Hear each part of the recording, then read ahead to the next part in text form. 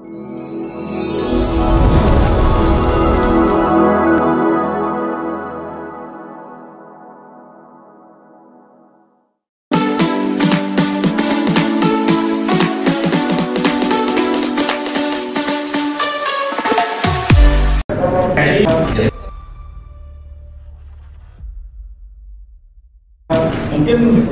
masing-masing Bapak, saya panggil Mbak aja. Biasa mungkin menulis laporan atau menulis makalah atau apa. Tapi memang untuk berita itu ada khususnya gitu, ada spesifikasinya.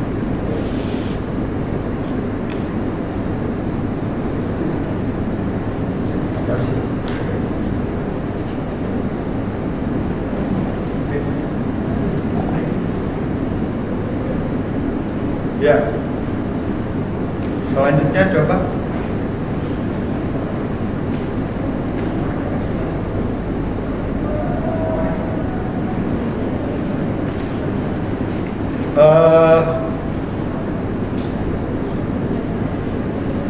Jadi bisa dikatakan tinggi gitu, atau jaraknya, atau kita sama-sama apa ya, hobi misalkan, hobinya bola, nah udah kita dimanapun kalau urusan sepak bola udah pasti kita baca aja gitu loh, karena secara jarak kita dekat di hobi tadi.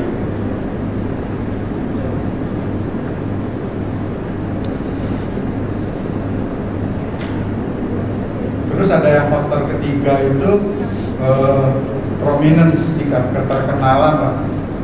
Kalau misalkan si A yang tidak kita kenal itu kan sering itu kita kalau dengar berita si A begini begitu, kan pasti pertanyaan, si A siapa sih? Oh dia, terus terang gini, ada kasus ya pengalaman pribadi sih sebetulnya. Jadi kemarin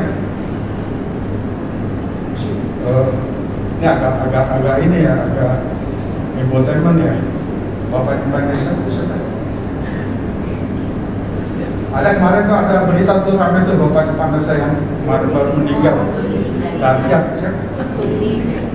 Doni sebenarnya ya. Kan saya nggak tahu itu. Dalam arti, ini Doni siapa sih gitu? Terus saya tanya, oh Doni itu bapaknya Panas, oh pantesan gitu. Tapi buat orang-orang yang tahu isu itu, karena tingkat prominensnya ya dianggap buat saya sih, males baca lah, kalau nggak tahu. Tapi buat mereka baca gitu loh, atau berita-berita yang mengenai artis loh. Makanya sekarang kan kayak berita si Febri anaknya Sule itu dipanggil jadi saksi, itu di mana-mana baca deh coba. Hampir dari semalam saya pusing ke baca berita, baca Twitter, baca di IG juga. Jadi yang dirujuk itu si IG-nya itu gitu loh. Orang ngomongnya cuma apa ya? Saya tidak akan kembalikan uang yang 300 juta itu kalau nggak salah gitu loh. Tapi sebetulnya bukan itu. Itu kita lihat kalau di gambarnya, bagaimana media televisi itu dan foto berebutin seperti yang tadi di foto di slide-nya Bang Jamal tadi gitu yang pertama. Ya itulah prominence-nya. Tapi mungkin kalau ya amit-amit ya, kalau misalkan kita orang juga mikir meski kasusnya sama ya, tapi mungkin misalkan ketika keterkenalan kita nggak terlalu ya gitu, rata-rata kan makanya ya pejabat, terutama kalau kita sekarang banyak kan artis, kalau pejabat pun kalau misalkan dia korupsi, dia pejabatnya apa gitu, jabatannya dulu.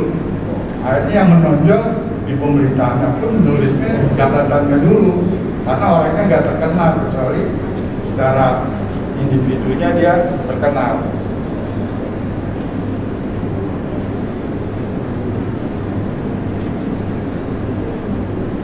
Nah, news value itu akhirnya juga tergantung ininya ya. Faktornya ada lagi seperti drama, konflik ini mungkin beda yang tadi Bang ini tanya konflik itu, tapi ini konflik misalkan mungkin kita pasti baca lah misalkan tentang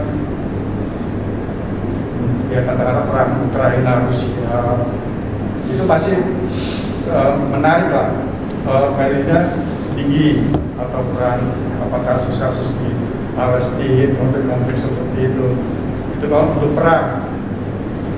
Kalau untuk lagi-lagi yang banyak konflik kalau di berita kita kan ya mungkin minyak goreng juga bisa jadi isu konflik ya, konflik antara kepentingan masyarakat dan kepentingan yang makanya selain kebutuhan pokok, tapi dia juga konflik bagaimana misalkan pemerintah mengatur kesediaan komunitas pokok itu banyak. Nanti kita di Spelu bisa dibaca, nanti bisa dibaca aja ininya. Nah ini mungkin agak menarik, ini gini yang tadi saya bilang, gimana kalau kita mau menulis berita. Itu yang tadi saya bilang, kita perlu inilah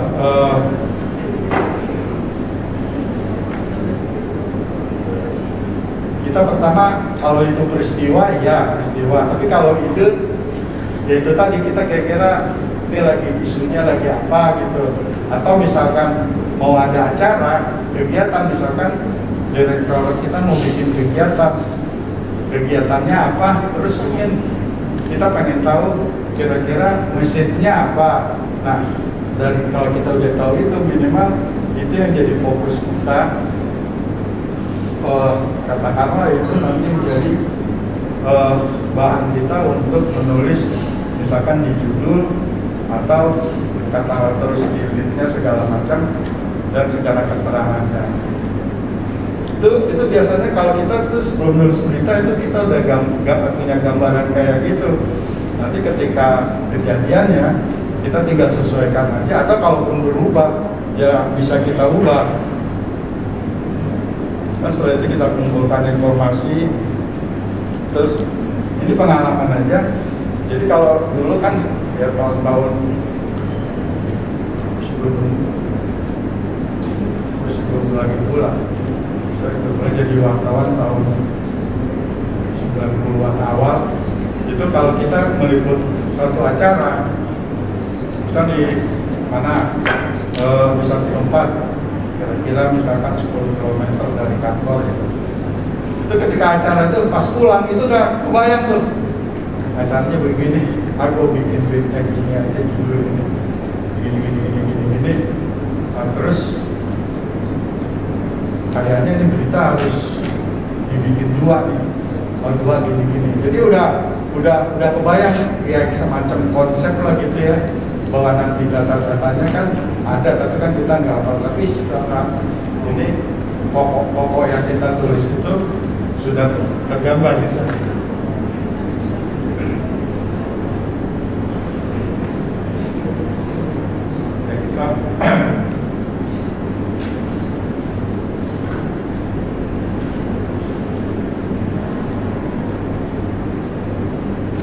Itu udah langkah menulis berita. Ya udah itu yang tadi barusan saya katakan tadi, nanti tinggal dibaca aja. Kita langsung ke bagaimana menulis berita ke Pak Presiden.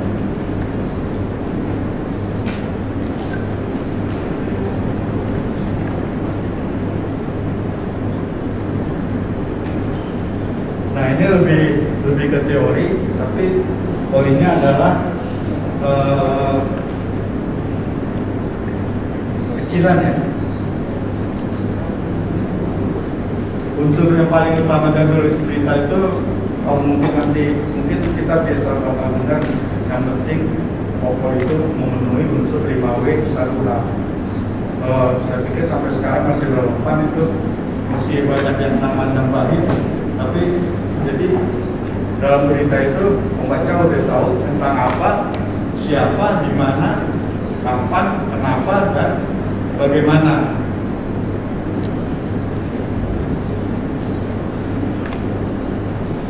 Nah, untuk itu ada hal-hal yang perlu kita persiapkan untuk ini.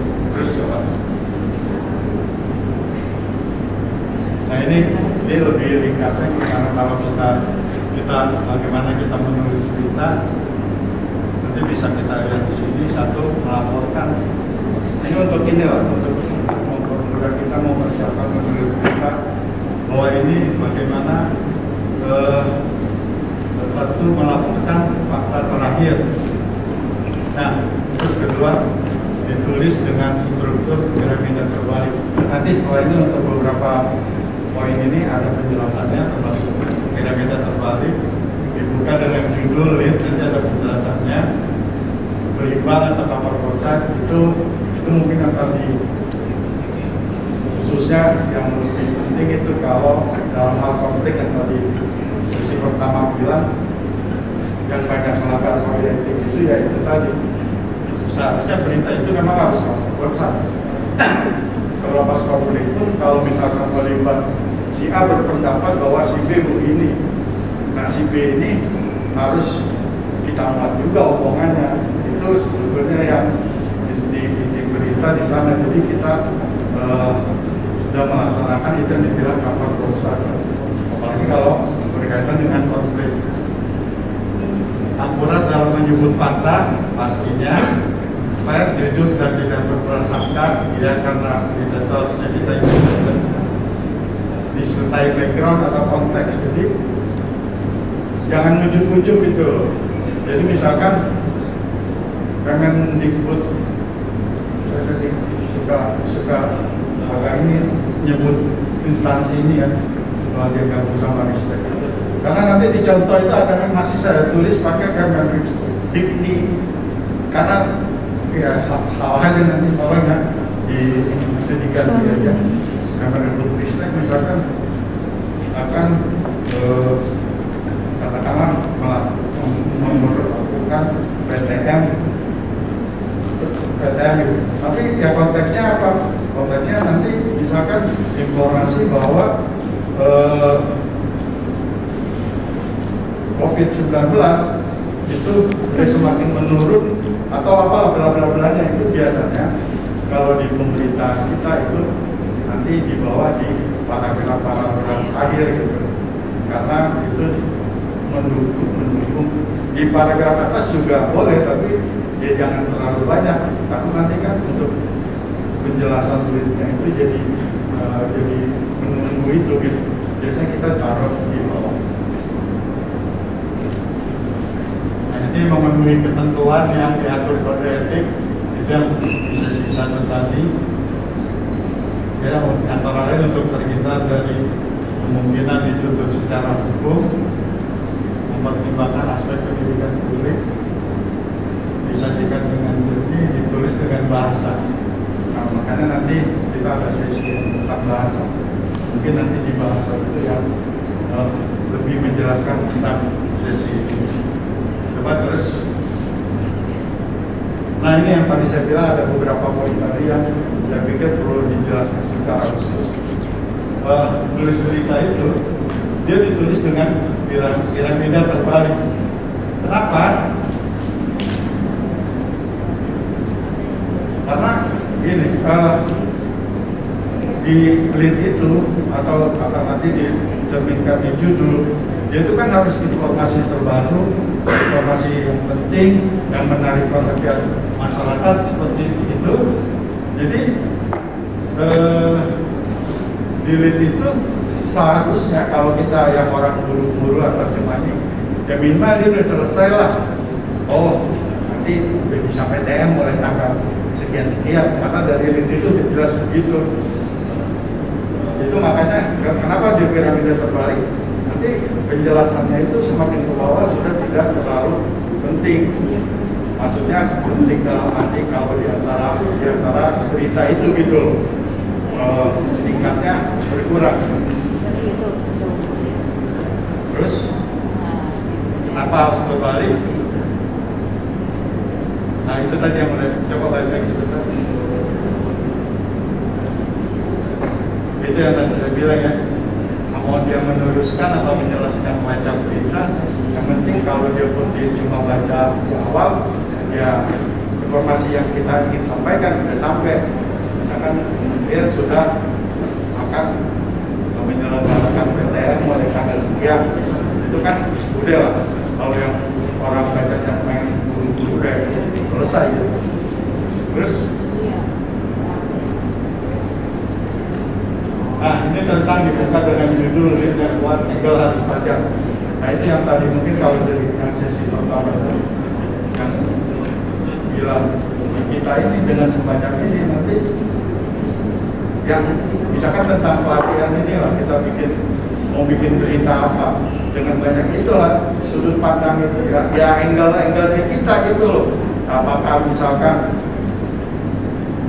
mungkin cara diri saya barangkali bisa jadi mau diangkat atau cara teman yang lagi serius apa gitu loh, apa dia dengerin, apa dia lagi chatting sama rekannya di mana gitu, bisa kayak gitu lah. Itu yang angle-nya harus tajam. Judul ditulis ini mungkin buat bisa nanti dibaca aja nanti ditulis, jadi nanti ketika kita praktek ya ini aja lah tolong dipegang gitu loh faktanya yang penting judulnya. Biasanya kalau diulit itu untuk yang gampangnya lagi pegangannya yang penting dia harus SPOK gitu. Misalkan yang ngomongin PTN itu biasanya siapa? Misalkan Dirjen A gitu ya. Dirjen A mengatakan mulai tanggal sekian-sekian akan diselenggarakan pertemuan tatap muka karena penyebaran COVID sudah semakin menurun kan, asal tetap diselenggarakan dengan prokes. Nah itu deh 5W1H-nya itu sudah bisa terjawab di sana gitu. Kalau di sini kita kasih contoh kalimat singkat jelas menunjukkan tokoh kita tadi, terus judul diusahakan dalam bentuk aktif dengan kata kerja awalan ini untuk mempermudah kita. Tapi memang saya nggak tahu di beberapa media. Tapi kalau saya perhatiin di beberapa media juga memang lebih banyak menggunakan kalimatnya aktif kalau di tempat saya. Tapi ini tergantung juga kalau ternyata objeknya lebih penting banget gitu, itu bisa jadi ini. Tapi biasanya dia di kita itu cenderung dalam berita itu menggunakan istilahnya punya itu yang lebih ditonjolkan, jadi kayak kulit lah.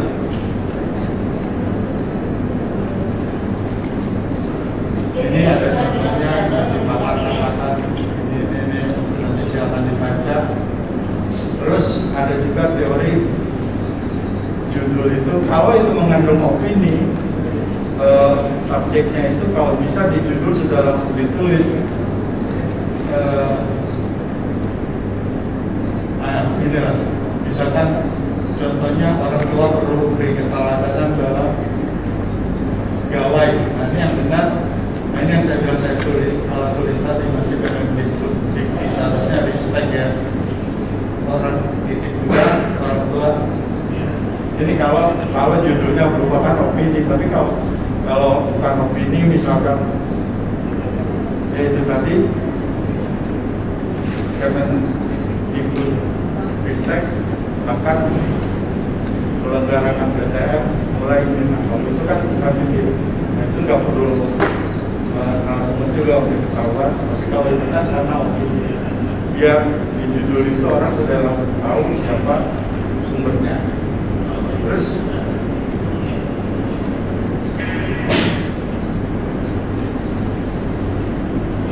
nah ini yang tadi saya bilang teras berita, hal ini yang pertama sebuah berita, strukturnya SPOK tadi, teras berita, bagian terpenting paradigma berita, teras berita mencerminkan judul, Ya biasanya kita pakai ini yang contoh pertama ini yang disebut kulit, yang kedua itu kulit apa segala yang menggunakan kalimat aktif. Itu yang tadi sudah saya sampaikan, ini original apa terhadap tertulis. Coba terus. Nah, yang tadi itu lebih ke teori-teori. Saya memang tidak terlalu ini, tapi poinnya adalah mungkin itu poin-poin utamanya, karena saya pikir teori itu nanti kita bisa masih perdalam lagi. Nanti kita akan, saya bilang tadi juga kita akan masuk di sisi latihan. Nah ini contoh latihan pertama. Kebaca nggak dari teman-teman? Kebaca, Pak. Nah ini gini. Nah ada 5 bahan untuk penulisan. Ini bahannya kebanyakan juga saya ambil dari beberapa laman GTK ya kalau nggak salah. Cuma saya ubah aja. Kalau yang pertama ini saya menggambarkan situasi gitu. Jadi seolah-olah ada direktur, masih benar nggak ya? Pak Rahmadi itu masih direktur pendidikan ini, Pak Rahmadi. Kalau benar ya pakai aja sumbernya, tapi kalau nggak benar ya oke lah jabatannya aja lah, karena ini kan cuma buat contoh, bukan berita benar gitu. Itu ada backgroundnya, kemandirian ini. Nah sekarang dari bahan ini saya minta teman-teman bisa menulis berita gitu.